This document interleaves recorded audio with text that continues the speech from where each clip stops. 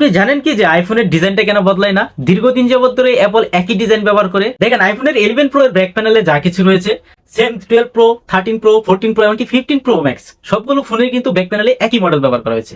শুধুমাত্র তাদের display notch বদলে ডাইনামিক আইল্যান্ড আনতে তাদের সময় লেগেছিল কিন্তু 5 বছর। এখন এই দীর্ঘদিন একই ডিজাইন ব্যবহারের ক্ষেত্রে কিন্তু অ্যাপলের বৃহৎ স্বার্থ রয়েছে, তাদের প্রোডাকশন কস্ট অনেক কমে গেছে। এটা তো হচ্ছে, তারপরে কিন্তু তাদের মূল একটা কারণ রয়েছে। দেখেন অ্যাপলের আইফোন কিন্তু মার্কেটে প্রচুর পরিমাণ সেল হয়। এখন হঠাৎ করে যদি অ্যাপল তাদের আইফোনের ডিজাইনটা বদলে ফেলে, সেই ক্ষেত্রে কিন্তু পাবলিক সেই ফোনটা কিনতে নাও পারে বা সেই ডিজাইনটা পছন্দ নাও করতে পারে। এই রিস্কটাই কিন্তু অ্যাপল নিচ্ছে না, যেমনটা চায়না কোম্পানির বিভিন্ন ফোনের বেলায় কিন্তু ঘটেছে। অর্থাৎ বিষয়টা হলো, যতদিন পর্যন্ত পাবলিক বোরিং না হচ্ছে ততদিন পর্যন্ত কিন্তু অ্যাপল তাদের এই একই ডিজাইন ব্যবহার করবে তাদের আইফোনে। ও হ্যাঁ, তাই বলে কিন্তু অ্যাপলের সেল কমেনি, দিন দিন কিন্তু তাদের সেল বেড়েই চলছে। এই ইনফরমেশনটা আপনাদের কাছে কেমন লেগেছে অবশ্যই কমেন্টে জানাবেন। আর এই ধরনের ভিডিও পেতে ইনফোটেক বাই শালি এই চ্যানেলটা সাবস্ক্রাইব করবেন।